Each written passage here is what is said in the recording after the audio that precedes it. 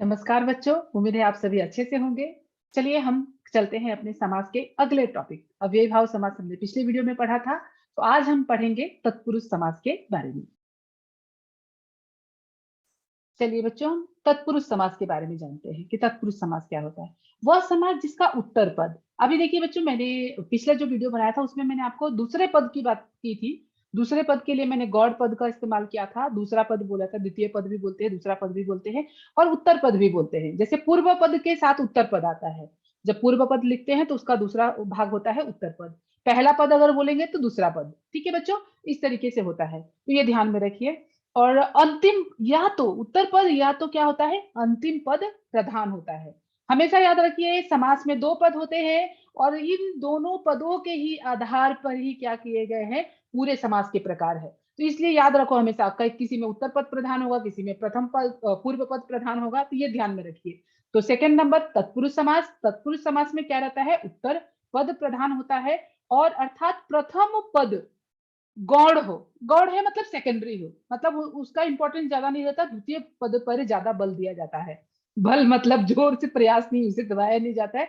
हिंदी में शब्दों में ज्यादा जोर देकर कहना वो क्या होता है, मुझे भी जाना है। तो भी का प्रयोग करने से क्या हो गया, उस वाक्य में हम क्या कर रहे हैं, भी शब्द क्या कर रहा है, बल दे रहा है, उसे हम बल देना कहते हैं। दबाना को बल देना नहीं, शब्द को इस तरीके से हम बल देना कहते हैं। कभी कभी मैं आंख बंद करके 100% भरोसा करो सही होगा, तो आंख बंद कर लोगे तो पेपर में लिखोगे कैसे, ये सब कंफ्यूज मत करना। ये कहावतें हैं जो कि बीच बीच में इस्तेमाल करती हूँ, लेकिन आप ये मत कर लेना मैम ने बोला आंख बंद कर लो तो सचमुच आंख बंद कर लो। ठीक है बच्चों, तो उत्तर पद की प्रधानता हो और तत्पुरुष समास के उपभेद। अब उपभेद भाई ये क्या है, उपभेद। उपभेद मतलब तत्पुरुष के भेद के भी भेद होते हैं। तत्पुरुष के 6 भेद होते हैं, वो सारे को क्या बोल रहे हैं हम, तत्पुरुष के उपभेद। जैसे समास के भेद क्या हो गए, तत्पुरुष, और तत्पुरुष के भेद हो गए आपके उपभेद। तो समास के भेद के तत्पुरुष समास के भी भेद होते हैं, वो भी हम पढ़ेंगे। तो पूर्व पद में लगे हुए कारक चिन्ह। तो बच्चों, अगर कारक के बारे में वीडियो नहीं देखा होगा तो पहले आप कारक वाले वीडियो जरूर देखिए, तभी आपको तत्पुरुष समास अच्छे से समझ में आएगा। कारक का वीडियो पहले मैंने सोचा था समास का वीडियो पहले बनाऊं, लेकिन मैंने कारक का पहले बनाया क्योंकि मुझे मालूम था तत्पुरुष समास पढ़ाने के लिए मुझे कारक चिन्हों का मदद लेना ही पड़ेगा, इसलिए मैंने कारक के वीडियो बनाए हैं। अगर डिस्क्रिप्शन बॉक्स में कारक का लिंक दिया हुआ है, अगर आपने वो नहीं देखा है तो जरूर देख लीजिए। ठीक है, तो कारक चिन्हों के नाम से किए जाते हैं। तो जो तत्पुरुष समास है उसके उपभेद है, जो टाइप्स है, वो किसके नाम से किए गए हैं, कारक चिन्हों के नाम से किए जाते हैं। इसमें समास करते समय मध्य विभक्ति का लोप। मध्य विभक्ति का लोप तो आपने हमने स्टार्टिंग में ही पढ़ा कि समास का प्रकार में क्या होता है, 3 चीजें होंगी। तीन तीन तीन तीन कैसे कैसे लिखेंगे हम, एक समस्त पद, बार बार रिपीट कर रही हूँ बच्चों, घबराइए नहीं। और ये समस्त पद, समास विग्रह, और ये हो गया समास के भेद। समास के भेद, ठीक है बच्चों, ये 3 चीज मैंने बताया था ना। हाँ, आपको समस्त पद दिया रहेगा। मान लीजिए एग्जाम में दिया हुआ है समस्त पद, यहाँ पर दिया हुआ है कमल नयन, समझ लीजिए कमल नयन यहाँ पर दिया हुआ है, तो आपको ये दोनों चीजें आपको लिखनी है। लेकिन बच्चों, अगर ये एमसीक्यूज में आया तो यहाँ पे ये हाफ और ये हाफ, अगर दोनों में से कोई भी गलत अगर आपको कंफ्यूजन हुआ तो सीधे 0 मार्क्स में कन्वर्ट हो जाएंगे, कोई हाफ मार्क्स नहीं मिलने वाले हैं। लेकिन अगर आपको लिखना होगा, अगर विग्रह करके लिखना होगा, एमसीक्यूज में क्वेश्चन नहीं होंगे, विग्रह करके लिखना होगा, तो आपको मान लीजिए विग्रह सही है और समास के भेद गलत है, तो शायद टीचर को दया आ जाए तो शायद हाफ मार्क्स आपको दे दे वहां पर। ठीक है, इसे हमें तत्पुरुष समास कहते हैं। बच्चों में आपको एक एक वर्ड जो भी आ रहा है ऊपर में क्लियर करते चले जा रही हूँ, ताकि जो भी शब्दों का इस्तेमाल हो उससे कंफ्यूजन ना हो। इस समास में आने वाले कारक चिन्हों, कौन कौन से कारक के चिन्ह है, से, के लिए, से, का, के, की, को। अभी देखिए से 2 बार लिखा है, किसलिए 2 बार लिखा है, एक से करण कारक और एक से अपादान। ठीक है, का के की संबंध कारक। ठीक है, में और पर अधिकरण कारक। आदि का लोप हो जाता है, लोप हो जाना मतलब चुप जाता है, उसे हम क्या कहते हैं, आपका तत्पुरुष समास कहते हैं। तो तत्पुरुष समास में क्या होता है, उत्तर पद, पूरा डेफिनेशन अगर हो गया तो क्या हो जाएगा, उत्तर पद क्या होता है, प्रधान होता है। ठीक है बच्चों, उत्तर पद प्रधान होता है और बीच में क्या होते हैं, कारक चिन्हों का प्रयोग किया जाता है। और जब समस्त पद बनाते हैं तो कारक चिन्हों का लोप हो जाता है। ठीक है, क्लियर आप लोगों को? अब देखिए कारक चिन्हों के आधार पर, कारक चिन्हों के आधार पर तत्पुरुष समास के 6 भेद होते हैं। कौन कौन से होते हैं? कर्म तत्पुरुष, एक मिनट, कर्म तत्पुरुष देख लीजिए, कर्म तत्पुरुष। अभी देखिए बोलेंगे मैम कर्ता कहाँ गया? तो कर्ता कारक कितने होते हैं? 8 भेद होते हैं, तो कर्ता से स्टार्ट होता है। तो कर्ता कारक कोई नहीं लेना है, लास्ट में होता है एक संबोधन कारक, ठीक है, संबोधन कारक। तो ये दोनों भी कारक को छोड़ देना है। ये दोनों कारक क्या होते हैं? आपके तत्पुरुष समास में नहीं आते हैं। बाकी के 6 हो गए कर्म, करण, संप्रदान, आपादान और अधिकरण, ठीक है। तो ये जो भी हैं इनके सारे के चिन्ह भी सेम रहेंगे, उसमें कुछ अंतर नहीं आने वाला, वो एज इट इज रहेंगे और उसी के आधार पर हमें तत्पुरुष समास के भेद किए गए हैं, ठीक है। तो अभी देखिए कर्म का में क्या है? कर्म तत्पुरुष, नेक्स्ट हो गया करण तत्पुरुष, से आएगा कारण जहां पे बताएगा, संप्रदान के लिए, ठीक है बच्चों। अभी देखो आपका हो गया नेक्स्ट अपादान तत्पुरुष, कहाँ तुलना होगा अलग होने के अर्थ में, से और से। अगर ये आपको से में अंतर नहीं समझ में आ रहा है, यहाँ पे मैंने केवल लिख दिया है और कारक के वीडियो में मैंने बहुत अच्छे से एक्सप्लेन किया है। और नेक्स्ट है आपका संबंध तत्पुरुष, का के बारे में बता रहा है, और लास्ट है आपका अधिकरण तत्पुरुष, में और पर। तो बच्चों एक चीज और ध्यान में रखिएगा कि आपको कहीं भेद नहीं पूछा जाता है एग्जाम के अंदर, भेद नहीं पूछा जाता है कि तत्पुरुष के भेद, लेकिन एमसीक्यूज क्वेश्चन में, एमसीक्यूज क्वेश्चन कुछ कॉम्पिटिटिव एग्जाम वगैरह देते हैं तो वहां पर कहीं पूछ दिया जाता है कि कर्म तत्पुरुष, तो आप करण तत्पुरुष, अपादान तत्पुरुष, आप उस नाम को देखकर कंफ्यूज ना हो जाए कि मैम ने तो हमें ये पढ़ाया ही नहीं, ठीक है बच्चों। इसलिए मैंने उस चीज को क्लियर कर दिया है कि ये कारक चिन्हों के आधार पर तत्पुरुष के भेद किए जाते हैं और वो भेद 6 है। और कहीं कहीं पर नंग तत्पुरुष का भी भेद होता है जो 9 से स्टार्ट होता है। तो ये चीजें आपको मैं इसलिए नहीं बता रही क्योंकि आपके सिलेबस में है नहीं और बहुत ज्यादा कंफ्यूज करके मुझे आपको परेशान नहीं करना है, ठीक है बच्चों। उम्मीद है आप लोगों को बहुत अच्छे से समझ में आया। चलिए हम चलते हैं अभी आपका नेक्स्ट, इसको और हम कुछ और एग्जाम्पल के माध्यम से और अच्छे तरीके से समझेंगे, ठीक है। तत्पुरुष समास को ग्राम गत, ग्राम को गया हुआ, ठीक है, ग्राम को गया हुआ मतलब ग्राम मतलब होता है गांव, ठीक है। माखन चोर, माखन को चुराने वाला, ठीक है। तो अभी देखिए बच्चों, मैं अगर ये इस समास को मैं इसको मैं क्या करूंगी, जब बहुव्रीहि समास पढ़ाऊंगी तो इसको दो तरीके से, विग्रह के ऊपर भी आपका डिपेंड होता है। अगर विग्रह आपने अगर अलग तरीके से कर दिए तो ये बहुव्रीहि समास में भी चला जाएगा।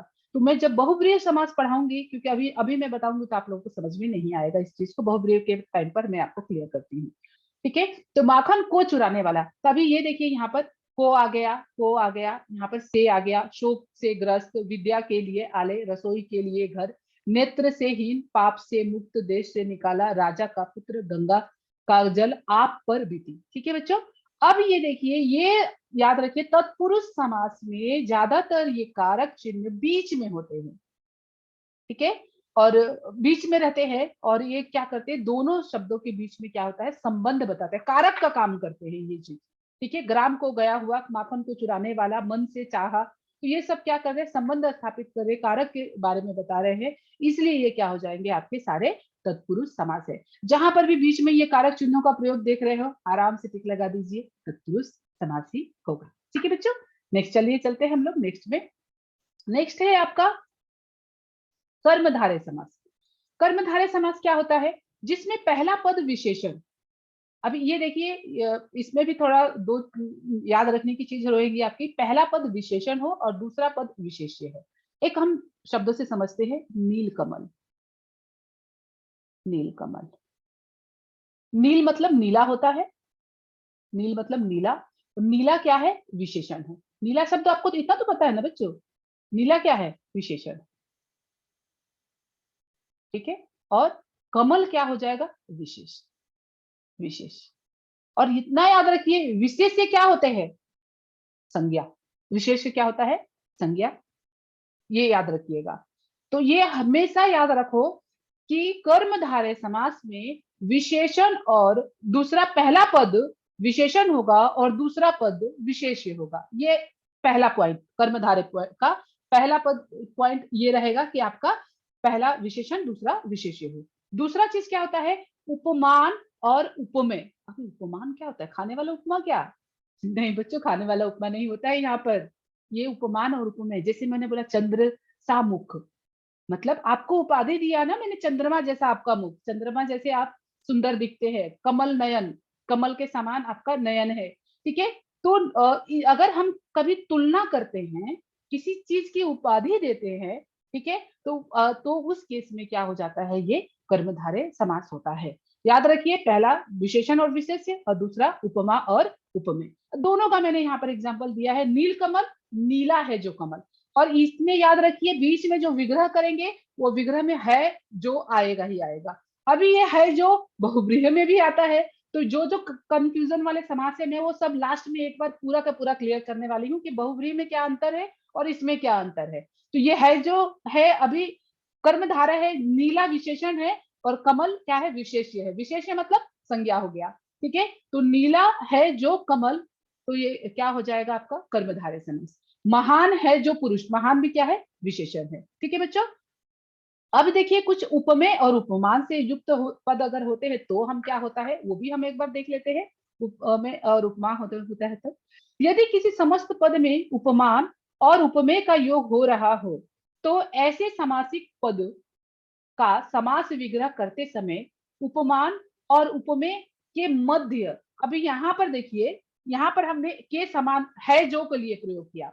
यहाँ का विग्रह हमने क्या किया, जब विशेषण और विशेष्य जब आएगा तो हमने बीच में क्या प्रयोग किया, है जो प्रयोग किया। लेकिन अगर अगर मैं किसी की उपाधि दे रही हूँ, किसी की तुलना कर रही हूँ, तुलना करने का मतलब क्या होता है, आप उसकी समान दिख रहे हैं, के समान, ठीक है, बोलते हैं ना चंद्रमुखी, तो उस तरीके से, तो क्या मुख किसके समान है, चंद्रमुखी के समान हम तुलना कर रहे हैं। सही सही है ना बच्चों। तो यहाँ पर जब क्या करेंगे तब उसके विग्रह में हम क्या करेंगे, है जो हटाकर हम वहां पर क्या लिख देंगे, के समान लिख देंगे। तो उम्मीद है बच्चे आप लोगों को समझ में आ रहा होगा, आ रहा है ना बच्चों। कमेंट में लिखकर बताइए कि कैसा लग रहा है आपको, समाज समझ में आया है कि नहीं आया है। नहीं आया तो भी बताइएगा, कोई बात नहीं है। नहीं आया अगर होगा तो फिर से कोशिश की जाएगी, कोशिश करने वालों की कभी हार नहीं होती, ठीक है। अब कर्मधारय के कुछ समास के उदाहरण देखते हैं। चरण कमल, अभी मैंने आपको बताया ये क्या है, यहाँ पर उपमा और उपमेय आ रहा है। तो जब तुलना के समान आ जाएगा अर्थात उपमा और उपमेय, क्योंकि कंफ्यूज नहीं करना है, के आपको कारक चिन्ह भी होता है लेकिन यहाँ पे समान भी है, ठीक है, तुलना की जा रही है। चरण कमल, तो चरण कमल, कमल के समान। अब बच्चे क्या करते हैं, चरण के समान कमल, अरे भैया चरण की, चरण मतलब होता है पैर, पैर के समान हो सकता है क्या कमल, नहीं होता है, ठीक है। तो उपाधि का देते समय भी किसके समान क्या लिखना है वो भी ध्यान में रखिए। तो कमल के समान चरण। घन श्याम, घन के समान है जो श्याम, ठीक है, घन के समान है जो श्याम। अगर मैंने कहा है जो श्याम में अगर मैंने यहाँ पे लिख दिया कृष्ण, कृष्ण, तो ये क्या हो जाएगा, बहुब्रीहि समास में चल जाएगा, ठीक है। लेकिन घन के समान है जो, घन के समान मतलब जो क्या होते हैं, सांवले है, बादल के जैसे है कलर उनका, घन के समान है जो श्याम, श्याम अर्थात श्याम का सांवला कलर के लिए हम श्री कृष्ण भगवान के लिए प्रयोग करते हैं, तो वहां पर हम क्या हो जाता है, कर्मधारय समास हो जाता है। श्याम सुंदर, श्याम, श्याम है जो सुंदर, अभी है जो का प्रयोग किया गया है जो, यहाँ पे श्याम जो सुंदर है ये गलत है, थोड़ा लिख दिया, जब टाइपिंग में कभी कभी गलती हो जाती है, टीचर लोगों से भी गलतियां होती है बच्चों, ऐसा नहीं है कि नहीं टीचर गलती करते हैं। नीलकंठ, नीलकंठ मैंने पहले बताया, नीला है जो कंठ, ठीक है। महापुरुष, महान है जो पुरुष, है जो का देखो, नर में सिंह के समान। अभी कनक के समान लता, कनक मतलब होता है कनक के समान लता, लता मतलब होता है आपका फूल, कनक मीन सोना। नील कमल, नीला है जो कमल, है जो का इस्तेमाल। परमानंद, परम है जो आनंद, ठीक है, परम आनंद मतलब हो गया परम है जो आनंद। और सत्य जन का हो गया, क्या हो जाएगा, सच्चा है जो जन, सत्य है जो जन, सत्य मतलब होता है सच्चा, सत्य को हम ऐसे लिखते हैं सत्य, लास्ट वाला है ये आपका। फिर परमानंद। उम्मीद है बच्चों आप लोगों को बहुत अच्छे से समझ में आ गया होगा, समझ आ गया होगा। तो वीडियो बनाने में भी बहुत मेहनत लगता है, रिकॉर्ड करने के लिए भी लगता है मेहनत, तो थोड़ा ये कीजिए और वीडियो को लाइक कीजिए, शेयर कीजिए और सब्सक्राइब कीजिए। थैंक यू बच्चों।